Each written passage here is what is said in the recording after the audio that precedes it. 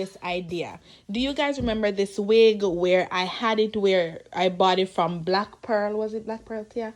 Black Pearl, and it was so thin and scanty and then just ugly. So I have this wig that I've had for a couple of years now. It was one that I handmade myself because it was just, you know, bundles that I made into a wig with a bang. So I'm thinking I should just reconstruct this entire wig. I have two ideas. It's either I'm going to take the tracks out from this and then pack them into this because it's so spacey.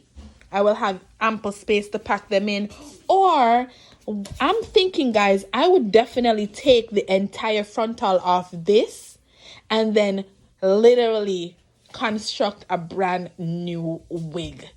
You know, so I would take the frontal off from this and then literally take all the tracks out from this and then construct a brand new wig. There, I know it would be totally easier just to pack the additional hair in this unit, but I want to challenge myself to remake. I just got a sewing machine. My sister bought me a sewing machine, so I'm going to challenge myself to sew the wig on the machine. So I'll definitely show you guys the progress, and yeah, stay tuned.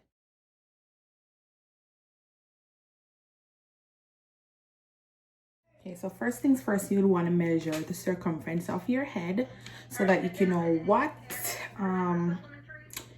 dome head to use. So right now, I already know that my head is like 21 and a half. Pretty much, I have a very small head, or say 22 if I don't scrunch it tight. So I'll be using my dome head in 20, and then I know from here to here, from my head, it's 12. Wait, let me see. From here to here, yeah, 14. So I know going across around the circumference is 22, and then down it is 14. So I'll be using my 22-inch dome head to make my wig. Spandex cap, and as you can see, I position the cap to the front, and then I pull it down all the way down to the back. That would be the back of my neck. So this is how I position it, and then I'm going to put the lace frontal on so that I can start, you know, setting up the dimensions of where I want my tracks to be. Make sure that the lace is a couple inches, or not inches, but over the lace, the cap itself. The front is not going to be flat at all. You just want to make sure that the back right here is where you want to make sure that it's flat. And to make sure that everything is flat, I'm just using my T-pins just to tack it down. So one here, and I'm going to put one here, and then one on the other. This is how it's going to look. The front is going to look like this, and then the top will look like that. The side will come straight down. So you're not going to pull it back here. You're going to pull it down, and you're doing the same thing to the other side. So now that's that done, I'm going to go ahead and get my little chalk so that I can mark where I want the bundles to go. Okay, so next thing, you want to mark where your frontal is going to be, because I'm going to sew the frontal on last. So I'm using this chalk thingy. It's not ideal for this, but this is what I have. And I also have, oh, thought I have it, but I don't. And I also have regular chalk. So just the regular chalk that you use to do the chalkboard. What color is this? Pink. Pink. If it was white, it would have shown better, but anyway, I can still see it. And what I'm going to do is to literally just mark to where I want my tracks. So this is the outline of how it's going to be. This is how I'm going to sew my track. Put my frontal on last. The lines are not all that straight, which doesn't matter as long as you know the direction in which you're wanting to go. Then yeah. Okay, this is a sewing machine that I'm using. I purchased it in Walmart. It was a gift from my sister, and it was only $100. And guys, I'm not a dressmaker. I don't really know how to sew.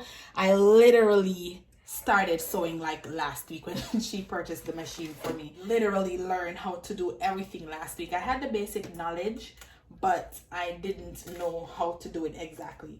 So the first thing you want to do, I'm taking the frontal off the mannequin because the frontal is what I'm going to put on last.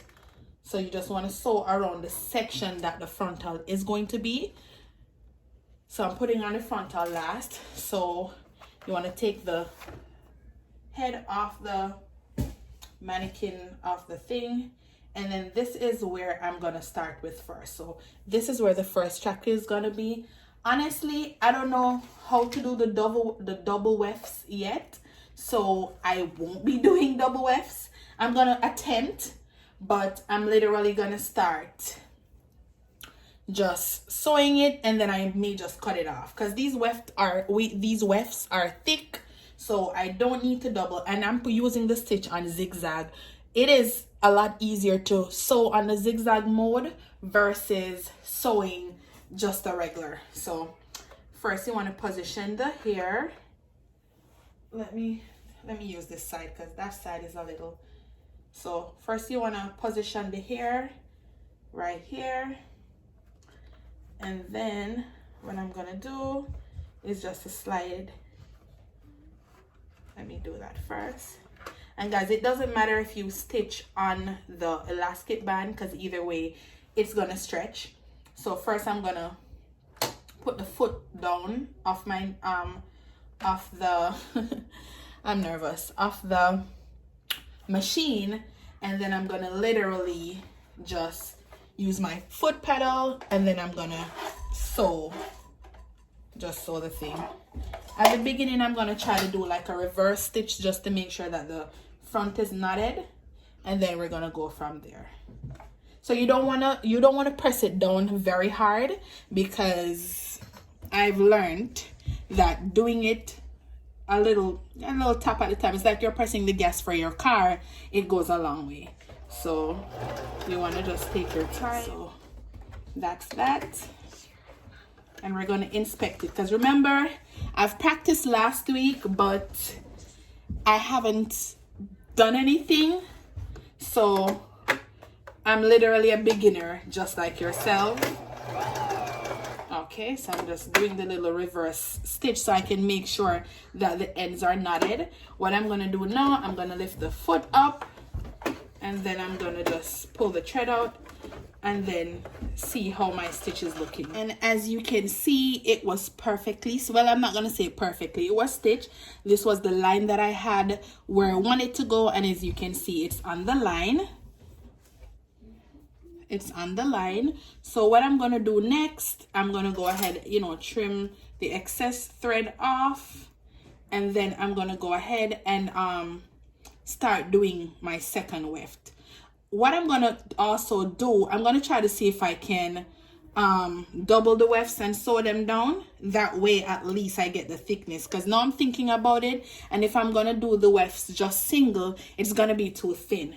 So what I'm going to try to do is to double the wefts before I sew it on. So let me measure this section first, and this is just my technique. This is how I'm attempting to do it. As I said, I'm a beginner. This is actually my first time that I'm going to be doing a wig, but I'm not hard to learn, pretty much. So what I'm going to do now, I'm going to double the weft, and then I'm going to attempt to I say attempt because I don't know how it's going to work.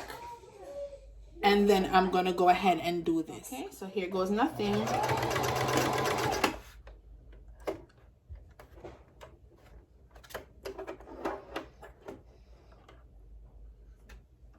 Okay, so a little part of it got in. So I'm just going to try it again. I don't know what just happened, but guys, we're learning together. So I'm going to try, and I'm going to just take my time. I don't know, it's not working. I don't know what I'm not doing, but it's not working out. It's not working out. Move on to my second weft, and I'm going to position it just the same way on my chalk line. Put it under the machine, put my foot down, and then I'm just going to follow the white chalk line just to make sure that it's in the correct place.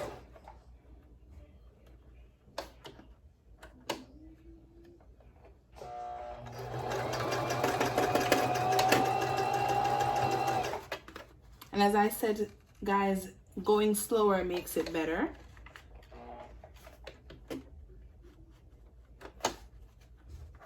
Going slower makes it better, because it allows you to easily put it in the direction where it's supposed to go, and also help you from not making mistakes. Mistakes is gonna happen, especially when it's new to you, and as I said, it's new to me. This is my first time. So we're gonna see how I did with this one.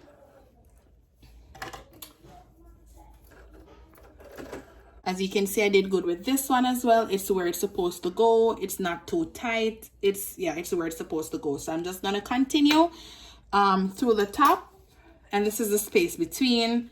Not too much space, not too little space. So I'm gonna continue, and then I'll show you guys once I'm at the top.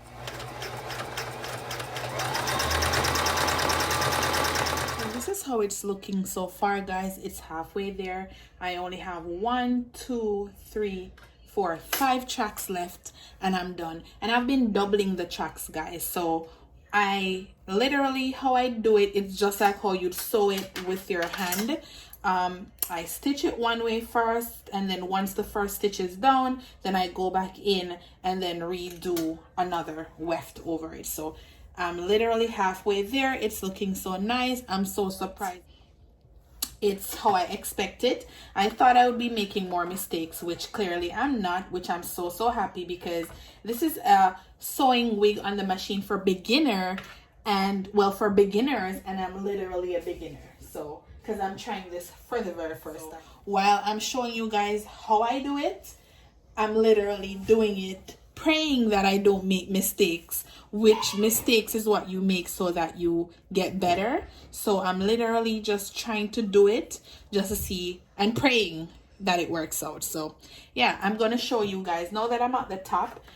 And it's just a matter of having the lines is very important, because what the line does is to help you to, you know where you're going instead of being all over the place. So since I'm at the top, I'm going to show you guys how it is, because it can be a little complex, but as long as you try to stay in the line or watch the mark, then you should be fine. So let me see if I can get it down. And you want to, as I said earlier, be as light foot as possible, because I realize that when I go faster, then it ends up not being in a straight line. When I go slow, then it goes better. Sometimes you can't help, but when you press your foot down, it's gonna go fast. But like right now, it's going a little bit too fast, because I realize, as I said, whenever I go too fast, then my line goes out of place. So I'm pretty much surprised and pleased. I'm so happy that this is working out, because it's so much easier. And then you want to do the reverse stitch just to make sure that right here is tacked down. Okay, so first you want to make sure that you cut it, remove any extra hair out of the way, make sure that your needle is positioned properly. And then all I do, and as I said, it's the same thing that you'll do if you're sewing in the weft. You'll bend it, and then when you bend, I know there are other ways to do it, but this is how I do it, because I don't know how to do it otherwise. I've tried to double stitch it before I sewed it onto the cap, but it's not working out for me. So this is exactly how I do it. I fold it, and then I position the needle again, and then this time you want to be extra careful, because you want to make sure that the stitch is going on both wefts. And then you're gonna make sure, take your time. I'm saying take your time, and I'm going fast. Take your time, and then you're gonna literally just glide everything through the machine. So you just take your time, and then you take your time, you glide it around and around and around until you've completed this. Everything else is properly doubled and properly stitched, so it looks inside out. So inside out It's not perfect because you can see I have a little tightening right here, but for a beginner, for a first timer, I think I did good. Think I did very good. So right now I only have one more to go around, and then I'm gonna do the others straight across. So guys, by the next time I come back, then I'll be on my final weft. So keep watching. So guys, I'm finally at the tip top of the wig. I'm so excited. I did this, and then of course so can you guys. So as you can see, this is the white line. Oh, sorry, as you can see, this is the white line for where my closure is supposed to be. So I'm at the front, so all I need to do right now is to go ahead and put my closure on, and this is the wig inside out. And as you can see, the stitch is together. You know, I didn't have any mishap to where anything got stuck or anything like that. Next time what I'll try to do is to loosen up my stitching a bit, but it's at 3, so I think it's good. I don't know, it's my first time, so I'm leaving room for error. Okay, so I ended up just sewing it with the machine versus sewing it with my hand. So this is how it's looking. For the most part, it's still neat, it's together. I may just add one more track on the top to just seal it off right here, but for the most part, as I said, it's good. And then what you want to do right now that the wig is complete, you're gonna cut the excess cap off. So now this is it. I'm gonna cut off the excess lace. I'm gonna put it onto my head, cut the excess lace off, and then I'm gonna add my elastic band strap and everything, and then I'll show you guys the final look. And this is the final look, guys. This is how the unit is looking.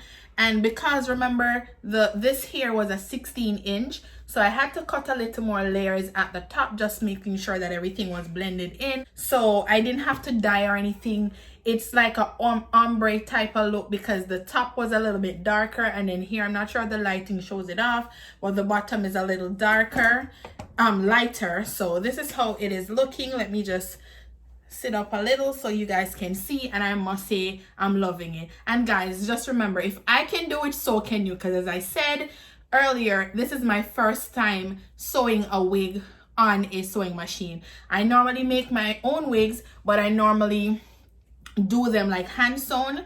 So this is my first time using a sewing machine to sew, because when I purchased it, I was practicing, but to sew something, this is my very first time to originally just do something.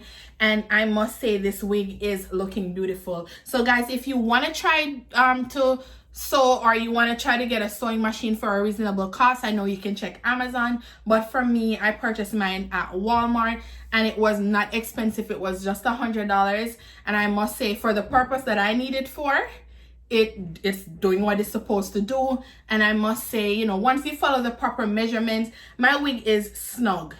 It is glueless, as you all know. That's what I mostly rock, so it is glueless, but the measurements that I did, it